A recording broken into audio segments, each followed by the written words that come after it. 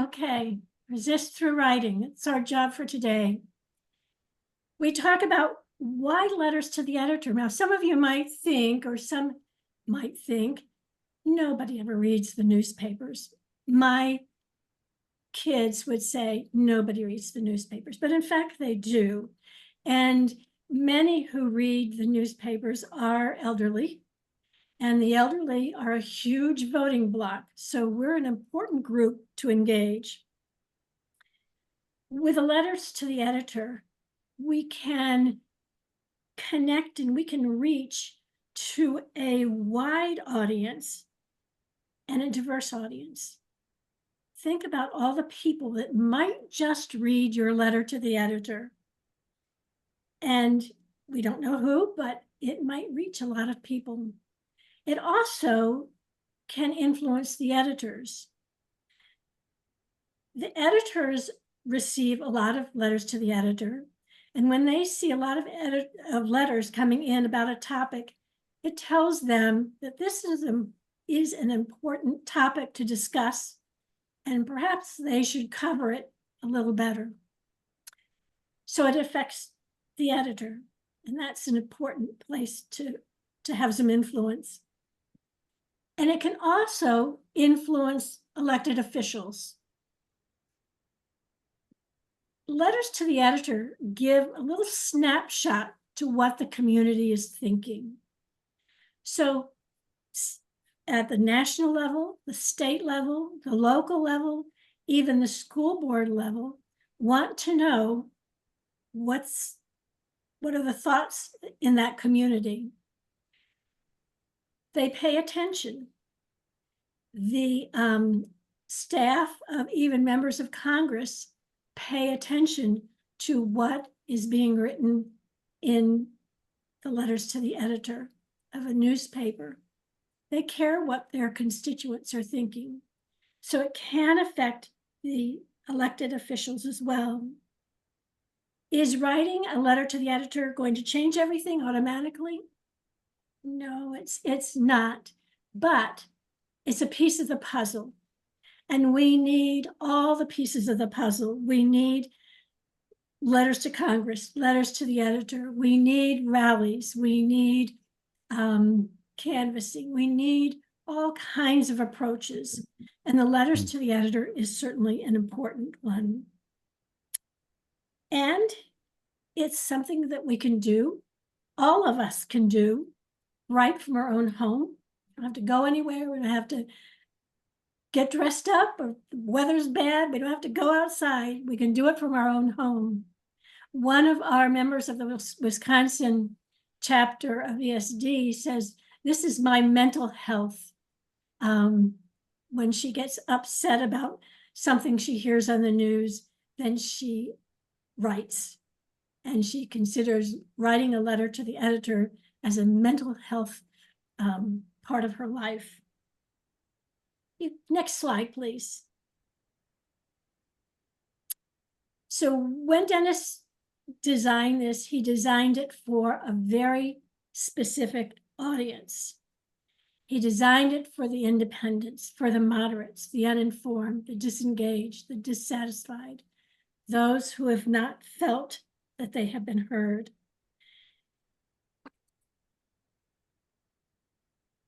There are many that may be unhappy with both parties. They might, and I know I have friends who say, I'm not listening to TV anymore. I'm not listening to the news anymore. It's just too depressing. I'm not going to listen anymore. And they become disengaged. They become uninformed. So think about who or what areas those kinds of people might live in. I think they're everywhere. But you think about rural voters that particularly now do not feel like they are heard or part of what's going on. They're frustrated. Vets, workers, both union and non-union. And if they're in Wisconsin, I'm sure that they are where you live. So this is a very particular audience. So who can speak to this audience. We can. You can do the next slide, please. We want to be heard by this group, and we can reach this group. We can do that by writing about issues, not candidates or political parties, but about issues. And we can write to reach across political spectrums, but to engage in all people. I think that is the goal here. We can still be strong, we can still be effective, we can still call out what is wrong. So if we talk about issues, we can reach people. Now, sometimes we talk about, are there times when you could be more partisan? You talk about other things.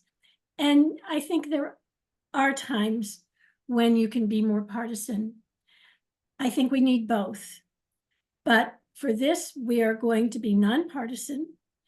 EAN and ESD are 501c3. That means we are nonpartisan groups, that we talk about issues. We do not talk about candidates or political parties. Next slide, please. So let's get to the practical considerations here. First of all, deciding where to send your letter.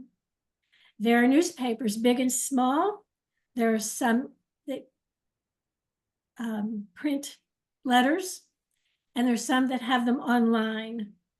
There might be newsletters that you could write to, maybe a professional newsletter, for example, an educational professional letter, that if you write in a nonpartisan way, if you write about issues and not political parties, you can submit a piece.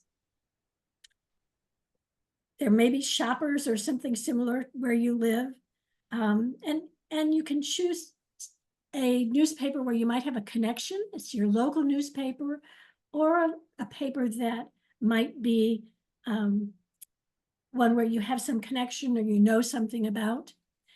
You can go to the newspapers. You can just Google the newspaper and find out an awful lot about the topics that they're covering, the letters to the editor. I Googled one that I was interested in, and I could see all the headlines, but as a non-subscriber, I couldn't see more detail. I could see even the headlines of the letters to the editor, but I couldn't see a lot of the whole letters. But that gives you an idea of what is being discussed, what's going on in that community. And then you need to know the requirements for that newspaper. Usually they have some kind of a word limit, a word count limit. And it's often not very long. It may be around 200 words. I found one that was 150 words, which is not a lot. Some may be up to 250, but still it's not a lot. If you don't know how to find your word count easily, at least on my computer, I go to the top where it says file, home, insert, design, all those things. And there's one that says review. And if I click on review, then there's a box at the far left that says word count. And what you do is you highlight your letter and you click on word count, and it will give you how many words are in your letter. So it's an easy way to find out what your word count is. Usually you submit your letter online. Some will say you can mail it in, and that's just another requirement to find out about the newspaper you're sending it to. And consider your timing and your relevance. I'll tell you a story about my experience.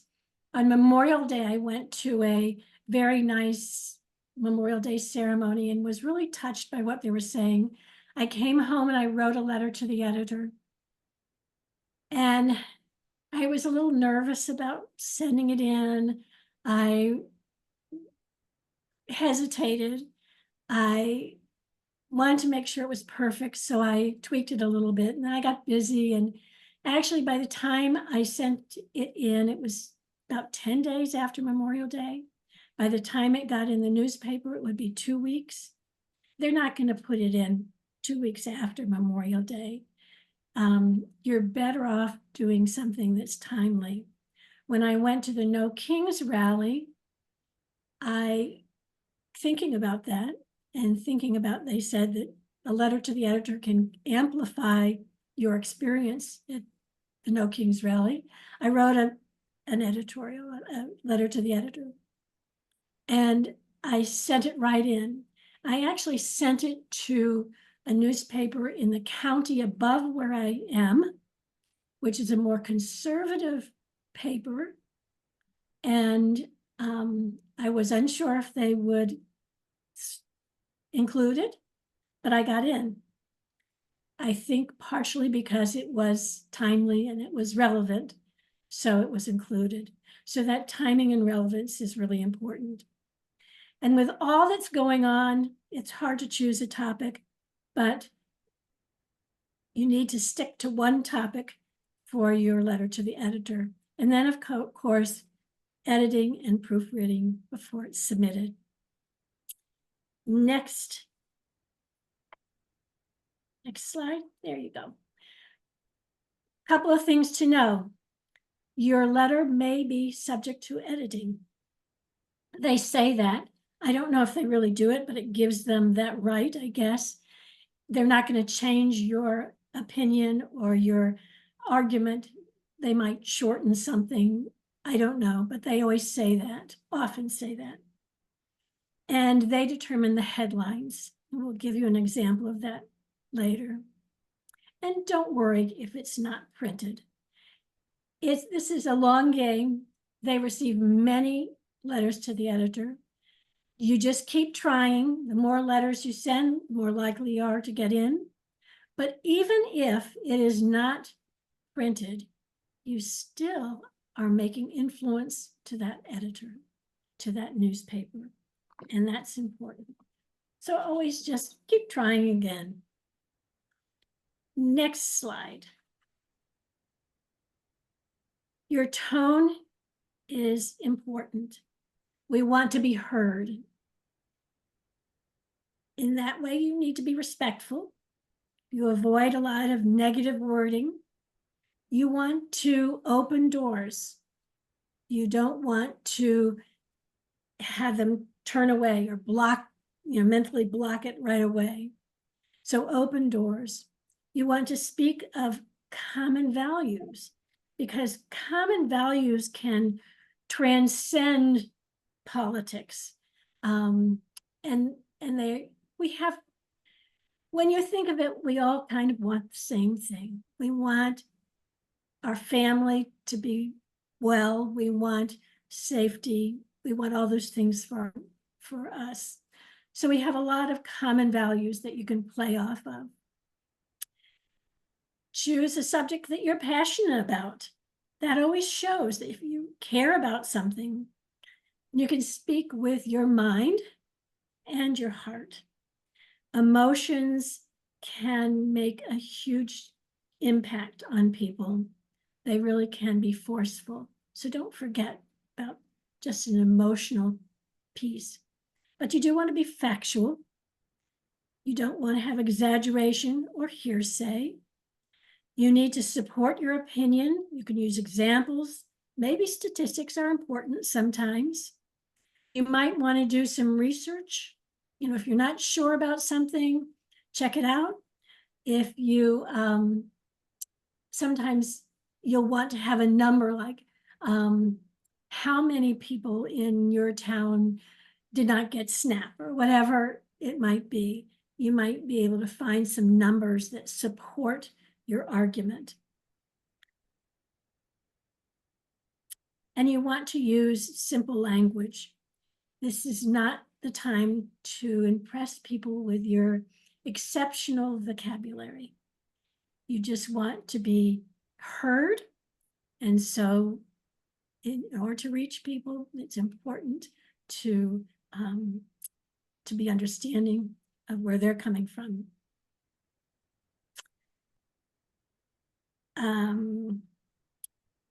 And remember that we are not all professional writers, but we are concerned citizens. So you write as a concerned citizen.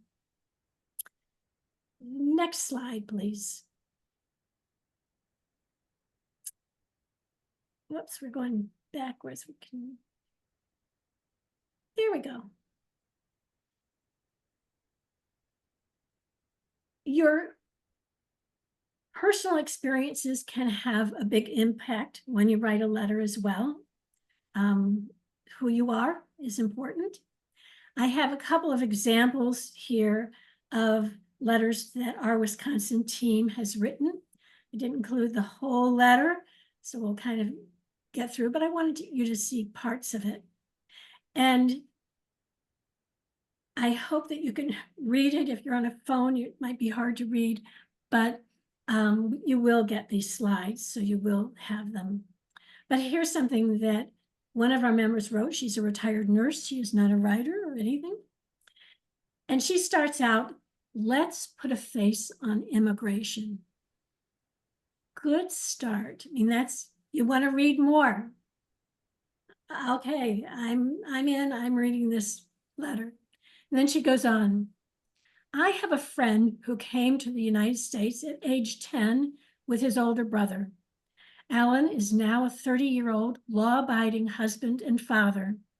Then she goes into a little bit about trying to get citizenship. But Alan is also afraid. He's afraid of taking his kids to the ER if needed, or driving them to school.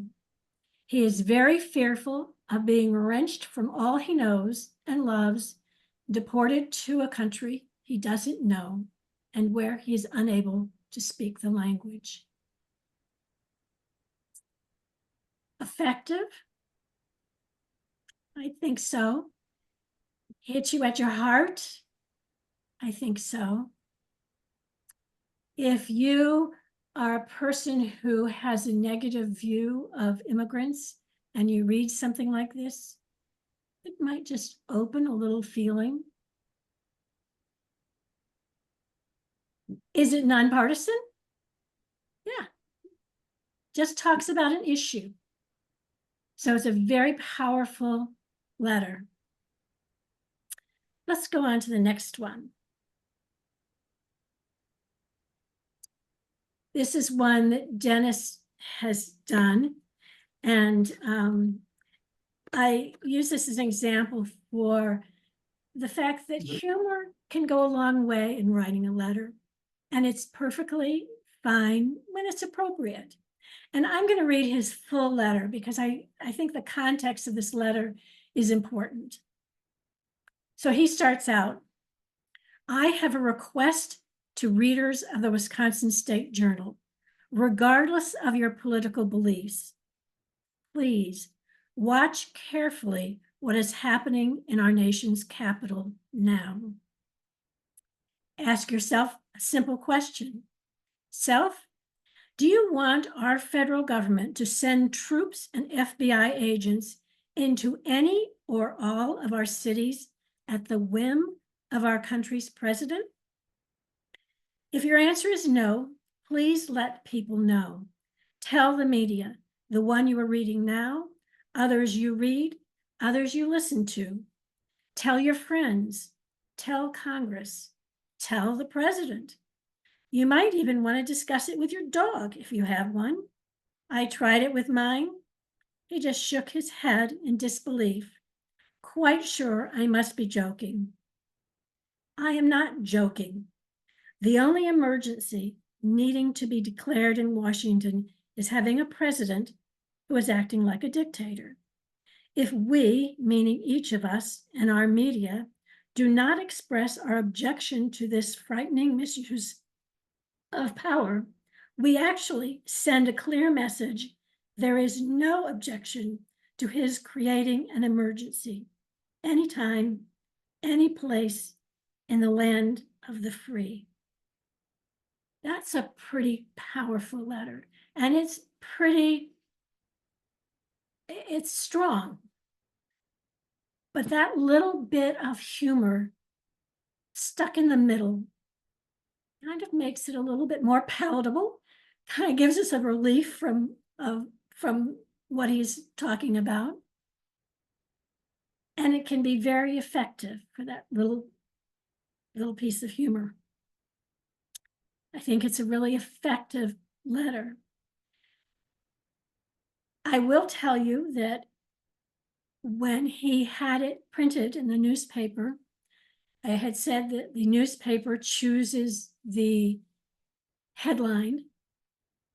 In this case, the newspaper has a headline put, "Trump is the real emergency in DC."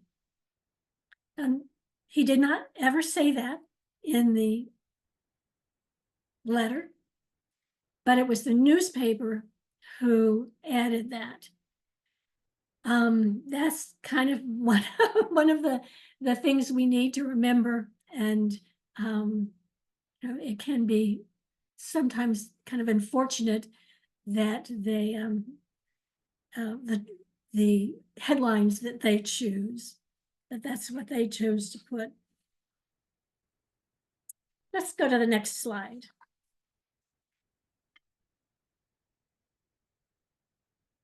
This is one that I wrote actually after Milwaukee had 12, 14 inches of rain and created a lot of damage. A lot of us had water issues. And right after it, they called it a 1,000-year storm. And it made me really mad because I thought they never say anything about climate. They always are, you know, saying something else.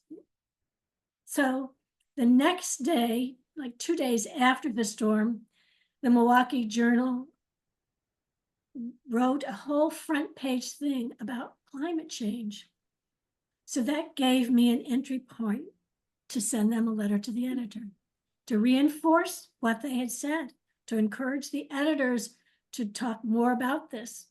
And I wrote, "Kudos to the Milwaukee Journal Sentinel for calling it like it is with the article, 'How Climate Change is Supercharging Rainfall.'"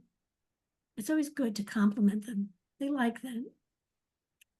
Calling our recent flooding a 1,000-year storm may feel comforting by implying that it probably will not happen again in our lifetime. But the fact is that such severe storms with increasing rainfall is the new normal. We have been warned about this for decades, and we have not listened the way we should. And then I go on. But there again, it's another way that you can kind of get your point across, is by congratulating the newspaper for something that they have written. Next slide, please. So we have to get organized when we write a letter to the editor. You need a strong beginning. If you want to be heard, you need to draw them in right away. You need a hook. It might be a question, something personal, something unusual. Is it fair that, you know, you could put a million things after that Venezuela's getting all this money and yet our children don't have food to eat? Is it fair that, you know, I mean, there's a lot you could go with that. Did you know that? Did you know that so many children, you know, whatever it is? So starting out with something like that can help. You can go to the next slide, please. There you go. So starting out is really important because you want to be heard. So you can think about that. Then the body of the letter should be concise, it should be clear, and it should support your objective. The part about being concise, I went to my husband. he is a writer, but he's a technical writer, and that's a whole nother thing. But one of his mantras is, don't use 3 words when 1 word will do. So I asked him to give me some examples of that. And he immediately said one of his favorite ones, instead of writing at this point in time, you say now. Or consider the fact that, say consider. Despite the fact that, you can write although. Regardless of the fact that, you write even though. The reason why is just write because, with the exception of, right, except. When you're faced with a word count, sometimes these tricks to be concise is helpful. And we also know that being concise for the reader is helpful. That if you're to your point, if you're clear, if you don't go around the bush on something, but are just, being concise and clear, that's good for the reader. So there's that to consider. And then you want to make a concluding statement that may wrap up things. It might go back to your hook at the beginning. It might give a call to action. Call your legislator. Excuse me. Just some way of leaving the reader with a strong statement at the end. A lot of people have a hard time getting started writing. And the way I have approached it, because I have a hard time getting started sometimes, is I know the topic I want to write about. And then I just write down talking points. They don't need to be sentences. I'm not worried about writing a paragraph. I'm just thinking of talking points that I want to make sure that I include in my letter. It could be just, general things. It could get at an emotional kind of part, whatever it is, just writing down, brainstorming and writing down a bunch of talking points. And then when you look at all those talking points you have, you can see that some may build on others. And then you can kind of figure out what your story is, what your argument is, and put them in order. And it's not until you've kind of gotten that far that you really work on a hook or a beginning. Now, it might be that your hook comes right away, but often it comes after you start really getting your thoughts down on paper. And then you come up with some good, strong ending. You know what your argument is, you know your talking points, you know how you started, you can come to a really strong concluding sentence. And then you proofread it. I often suggest, and this might work for some of you and not work for others, but I often say read it out loud. That sometimes when you read something out loud, it might seem awkward or it might seem different. And if you can kind of make some changes in it. So that's another little tip. So you proofread it and then you submit it and then you watch for it to be printed. So that's fun. You can go to the next slide.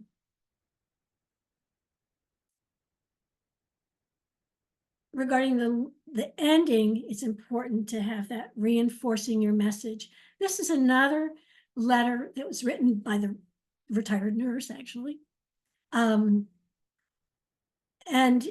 I don't have the whole thing here because it would be too long, but I wanted to share it for a couple of reasons. Her opening is, how did we get here? Now, does that make you intrigued? Does that make you want to read a little further? Are you interested yet? I think that's a pretty good opening. Tensions have been high in the past. And then she talks about examples of the 60s and assassinations. And then she says, what is so different now in this political arena? The current rhetoric goes beyond an offhand remark not made for public consumption. Political agendas are no longer behind closed doors.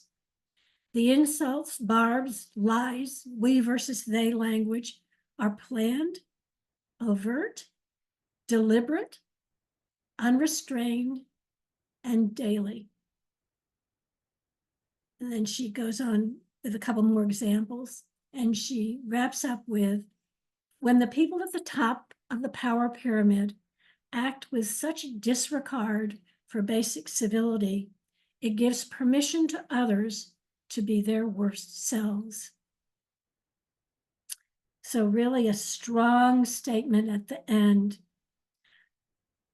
Is this effective? I think it's very effective. It's nonpartisan.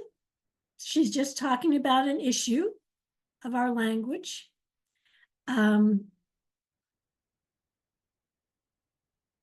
She has a great beginning to rope people in. She has some examples in the body to support her argument. And she ends with a really strong statement at the end. Can go to the next slide, please. So you have a voice. You can make a difference, and you can do this. Everyone can do that. Everyone can write letters to the editor. Just imagine if we all go out and we write letters to the editor, think of the people that we might reach. Think of the people that we that may hear us, that we have reached. So it is an interesting and important way to communicate to our citizens. Thank you very much. I think that's the end of the slide.